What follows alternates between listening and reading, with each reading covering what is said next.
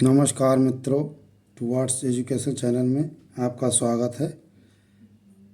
कैसे हैं आप लोग? आशा है कि आप लोग अच्छे होंगे और आपकी टीजीटी पीजीटी की तैयारी अच्छी चल रही होगी और बीएससी इंटरमीडिएट बीएससी वालों के जो एग्ज़ाम उनकी भी तैयारी अच्छी चल रही होगी। इसी के साथ हमने आपको बायोलॉजी में जूलॉजी का आपको क्वेश्चन आंसर कराए थे पिछली वीडियो में। अब मैं आपको पुनः आगे संघ प्रोटोजोआ में आपको क्वेश्चन आंसर करा रहा हूँ, जिसमें आपको क्वेश्चन और उसके डिटेल बताऊँगा कि किस तरह से क्या आंसर आया। तो वीडियो को शुरू करने से पहले मैं आपसे सब्सक्राइब लाइक के लिए कहूँगा कि आप लोग मेरे लिए मोटिवेशन करते रहें और आप भी मोटिवेट होते रहें। सब्सक्राइब और लाइक ज़रूर करें। तो हम समय व्यर्थ ना करते हुए अब वीडियो को शुरू करते हैं। संघ प्रोटोजोआ में हमने आपको जो बताया था, पहला सवाल है संघ प्रोटोजोआ का एमसीक्यूज़ में कि आलवण जलीय अमीबा किससे श्वसन करता है। लवण जलीय अमीबा किससे श्वसन करता है? तो पहला है संकुचन रिक्तका से, दूसरा है प्लाज्मा रिक्तका से और तीसरा ऑब्जेक्ट है प्लाज्मा लेमा से और चौथा है पादाप से। श्वसन, तो हम पहले थोड़ा सा संघ प्रोटोजोआ के बारे में श्वसन के बारे में जानेंगे कि श्वसन क्या है ना। रेस्पिरेशन में अन्य जंतुओं की भांति अमीबा को जैव क्रियाओं के लिए ऊर्जा की आवश्यकता होती है, जिससे ये भी ग्लूकोज एवं अन्य ईंधन पदार्थों के रासायनिक जारण अर्थात रासायनिक ऑक्सीडेशन से प्राप्त होता है। ऑक्सीडेशन के लिए ऑक्सीजन यानी O2 बाहरी जल से घुली अवस्था में ली जाती है। इसी प्रकार जारण के फलस्वरूप बनी CO2 भी घुली अवस्था में शरीर से बाहर निकलती रहती है। O2 एवं CO2 का लेन देन जीव कला के आर पार साधारण विसरण यानी डिफ्यूजन द्वारा होता है। उपापचय के कारण कोशिका द्रव में बाहरी जल की तुलना में O2 की मात्रा सदैव कम, ये पॉइंट नोट करने का है कि विसरण द्वारा होता है। उपापचय कैटालज यानी उपापचय के कारण कोशिका द्रव में बाहरी जल की तुलना में O2 की मात्रा सदैव कम तथा CO2 की मात्रा अधिक रहती है। अतः जीव कला से प्रसारित होकर O2 अपने आप निरंतर शरीर में प्रवेश करती है और CO2 बाहर निकलती रहती है, इस तरह से रेगुलर। तो जीव कला इन गैसों के लिए सदा पारगम बनी रहती है ना। अब मेटाबॉलिज्म यानी उपापचय का जो आया, उपापचय भी समझ लीजिए। उपापचय क्या है? मेटाबॉलिज्म यानी वृद्धि एवं ऊर्जा उत्पादन हेतु अमीबा के अन्य कोशिकाओं की भांति रासायनिक अभिक्रियाओं का चक्र अर्थात मेटाबॉलिज्म निरंतर चलता रहता है। जैसा कि आपको अभी बताया, ठीक उसी प्रकार से ये जो आपको बताया कि O2 और CO2 की मात्रा कम और अधिक होती है और ये जीव पर रेगुलर चलती रहती है। इससे ये रासायनिक अभिक्रिया ये भी चक्र जो है निरंतर चलता रहता है।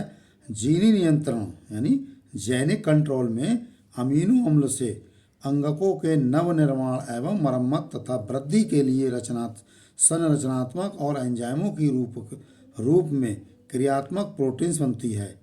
ग्लिसरॉल एवं वसीय अम्लों से वसाएं बनती हैं। ये पॉइंट, अमीनो अम्लों से अंगकों के नवनिर्माण एवं मरम्मत वृद्धि के लिए संरचनात्मक और एंजाइमों की रूप में क्रियात्मक प्रोटीन्स बनती है और ग्लिसरॉल एवं वसीय अम्लों से वसाएं बनती हैं। ग्लिसरॉल एवं वसीय अम्लों से वसाएं बनती हैं। इनका भी अंगक के निर्माण में उपयोग होता है। इनका भी अंगक के रूप में उपयोग होता है। शर्कराओं के जारण से ये आपको उसके लिए ज़रूरत पड़ेगी थ्योरी लिखने के लिए, तो मैं आपको यहाँ से दिखा दे रहा हूँ, इसके आप अपना थ्योरी जरूर बनाएं, है ना। अब आगे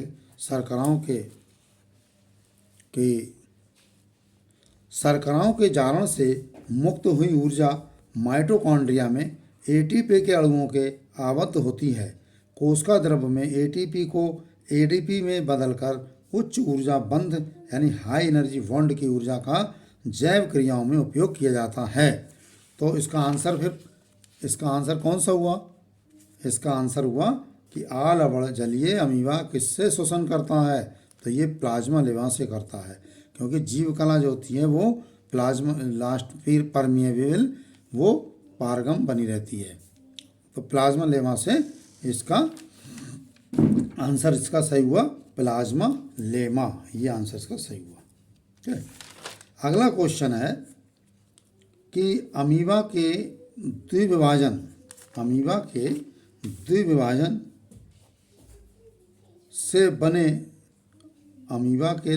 से बने प्रत्येक संतति अमीबा का धरातल क्षेत्र होगा।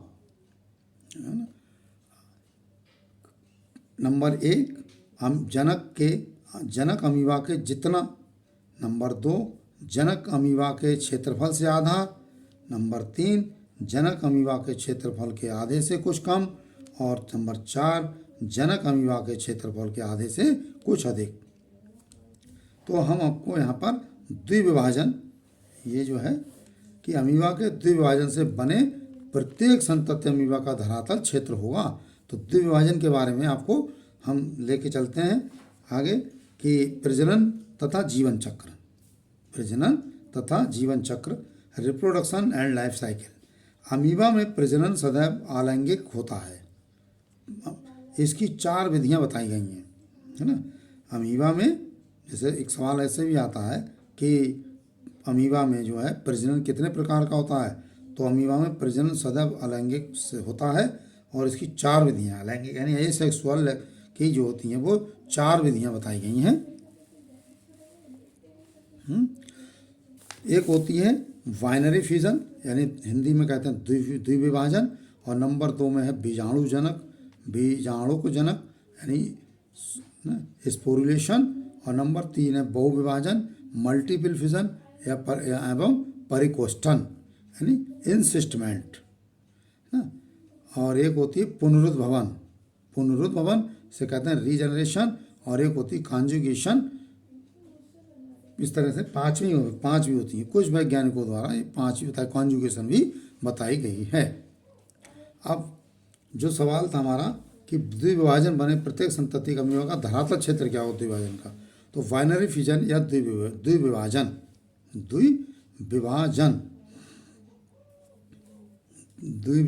क्या होता है? द्विविभाजन ना, बाइनरी फ्यूजन ये प्रजनन की सामान्य और सबसे सरल विधि होती है ना। इसमें पूरा अमीबा एक सामान्य अमीबा की भांति समसूत्रण माइटोसिस द्वारा 2 संतति अमीबा में बट जाता है। अनुकूल वातावरण में अमीबा वृद्धि करता है और द्विविभाजन द्वारा जनन करता रहता है। द्विविभाजन में वही प्रावस्थाएं होती हैं जो सामान्य कोशिकाओं के समसूत्रण में, परंतु अमीबा के इनके साथ साथ शरीर की आकृति में भी बदलती है। देखिए इस तरह से ये आपके बाइनरी फ्यूजन का जो चित्र है वो आपको ये दिखाया गया है कि सबसे पहले जो होता है बाइनरी फ्यूजन में क्या होता है, ये अमीबा बहुत सारे अमीबा इकट्ठे होते हैं। तो इसमें पादाप का डेवलपमेंट होता है पहले, पादाप का यानी स्यूडोपोडिया का। तो ये अलग अलग तरीके से कई अलग अलग गुच्छे के रूप में होते हैं। ये आपको गुच्छे के रूप में दिखाए गए हैं, है ना। और फिर यही एक अमीबा जो होता है वो पहली स्टेज जो होती है इसकी, वो इस तरह से इसके चारों ओर तो ये स्यूडोपोडिया बन गया। ये प्रोफेज क्या कहलाती है? प्रोफेज। इसमें क्या होता है कि शरीर सिकुड़ कर गोल हो जाता है। शरीर यहाँ से जैसे ये थोड़ा सा ऐसे करके फूल सा गया है। इस प्रकार छोटी छोटी पादप बन जाते हैं। कुंचलशील रिक्तका निष्क्रिय और स्थिर हो जाती है। कुंचलशील इसमें रिक्तकाएं होती हैं अंदर, ये निष्क्रिय हो जाती हैं, है ना। केंद्रक तुर्क तरकु यानी तरकु आकार का हो जाता है, यानी ये स्पिंडल बन जाते हैं, स्पिंडल की तरह के तर्क रूप में हो जाता है। और इसमें जाति के अनुसार उपस्थिति जो है 500 से 600 सूक्ष्म क्रोमीडिया द्विगुणित सूत्रों यानी क्रोमोसोम के रूप में दिखाई देने लगते हैं। अब जैसे लग रहा है क्रोमोसोम की तरह, इधर है क्रोमोसोम जैसे ये एक दूसरे से जुड़े रहते हैं, दिखाई देने लगते हैं। अब यहीं पर आती है, जब ये क्रोमोसोम की तरह दिखाई देने लगते हैं तो ये तो सूडोपोडिया बने, इसके अंदर जो होता है ये इस तरीके से मेटाफेज। अब आगे जो आएगी वो ये प्रोसेस मेटाफेज आएगी। ये और ज़्यादा थोड़ा सा फूल जाता है और क्रोमोसोम के रूप में दिखाई देने लगता है। इसमें गुणसूत्र एक अंतः केंद्रीय यानी इंट्रासेलुलर तुर्क स्पिंडल की भूमध्य रेखा पर सजकर मध्यावस्था को बनाते हैं ये, ठीक। ये मध्यावस्था मेटाफेज हो गई। अब क्या होता है इसके बाद कि पश्चावस्था, ये आ गई एनाफेज। एनाफेज में क्या होता है कि गुणसूत्र जो होते हैं क्रोमेटिड्स परस्पर पृथक होकर केंद्रक के विरोधी ध्रुवों पर पहुंचते हैं और पादाप कुछ इनके ये बड़े हो जाते हैं। पादाप इस तरह से ये कुछ बड़े हो जाते हैं और पादाप बड़े हो जाते हैं और केंद्रक के बीच में दबकर दो संतति केंद्रकों में बढ़ जाते हैं। इस तरह से ये दो में यानी दो प्रकार से अलग अलग ऐसे यहाँ से ये जो बनती है और ज़्यादा बन जाती है इस तरह से एनाफेज में, तो ये अलग अलग बढ़ जाएंगे, है ना। जब अलग अलग बढ़ जाते हैं तो वो अवस्था आ जाती है आपकी अंत्यावस्था, अर्थात टीलोफेज आ गई। तो टीलोफेज में क्या होता है, इसमें पादाप सामान्य हो जाते हैं। जो पादाप दिखाए गए थे यानी ये सूडोपोडिया जो दिखाए गए थे आपको इस तरह से, जैसे ये सूडोपोडिया थोड़े बड़े साइज में हो गए, फिर सूडोपोडिया जो है वो सामान्य हो जाएंगे, नॉर्मल हो जाएंगे। ये नॉर्मल जो सूडोपोडिया यानी पादाप ये नॉर्मल हो जाते हैं। ये जो अवस्था है ये टीलोफेज होती है। और ये जो पहले एनाफेज थी, एनाफेज में जो इस तरह से ये और ज़्यादा गर्त बन जाती हैं और इस तरीके से क्रोमेटिड्स होते हैं ये इधर के अलग और इधर के अलग बढ़ जाते हैं, इस तरह से अलग अलग बढ़ जाते हैं। तो बीच में लंबा होकर बीच में सिकुड़ जाता है और दो संतति अमीनों में बढ़ जाता है। इस जो दो संतति अमीनों में बढ़ जाता है इसी को डाटर अमीबा कहते हैं। प्रत्येक संतति अमीबा में एक संतति केंद्रक होता है।